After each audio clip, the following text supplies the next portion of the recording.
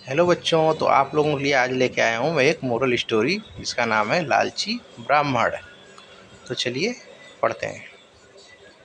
राजा कृष्णदेव राय की माता बहुत धार्मिक महिला थीं। उन्होंने देश के सभी तीर्थ स्थलों की यात्रा की थी और बहुत सा दान भी दिया था।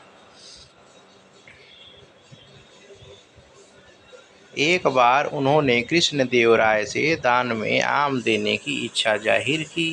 राजा ने अपनी माँ की इच्छा को पूरा करने के लिए रत्नागिरी से बहुत सी आम की पेटी मंगवाई, लेकिन जिस दिन दान करना तय हुआ था उससे पहले ही कृष्णदेव राय की माता की मृत्यु हो गई। राजा ने पूरे नियम के साथ अपनी माता का क्रियाक्रम किया। जब उनको अपनी माँ की आम दान करने की इच्छा याद आई तो उन्होंने ब्राह्मण को बुलाकर उनसे पूछा कि मेरी माँ की अंतिम इच्छा आम दान करने की थी। अब उनको क्या करना चाहिए? जो ब्राह्मण आए थे वह लालची थे। उन्होंने राजा से कहा कि उनको अपनी माँ की अंतिम इच्छा पूरी करने के लिए सोने के बने आम उनको दान करना चाहिए। राजा ने ब्राह्मणों को सोने के बने आम दान में दिए। तब तेनालीरामन को यह पता चला तो उन्होंने भी अपनी माँ की आत्मा की शांति के लिए उन्हीं 3 ब्राह्मणों को बुलाया। जब तीनों ब्राह्मण घर में आ गए तो तेनालीरामन ने सभी खिड़की दरवाजे बंद कर दिए। इसके बाद तेनाली ने लोहे गर्म के सरिये को अपने हाथ में ले लिया।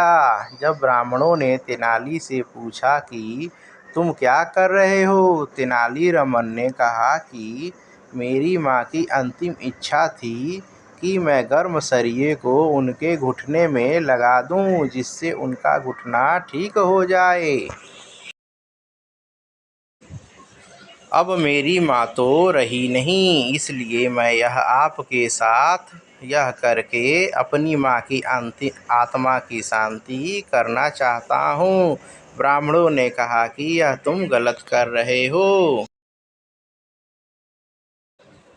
तेनाली ने कहा, जिस तरह आपने सोने के आम लेकर राजा की माँ की आत्मा की शांति करी थी, वैसे ही आप इस तरीके से मेरे माँ की आत्मा की शांति भी कर दो।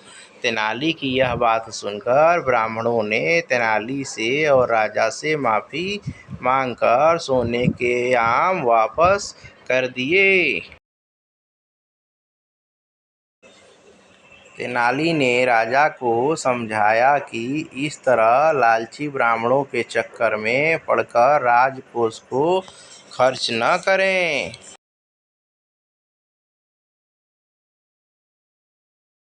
सीख इससे यह शिक्षा मिलती है कि हमें बिना सोचे समझे किसी की बात नहीं माननी चाहिए और न ही फिजूल खर्ची करनी चाहिए।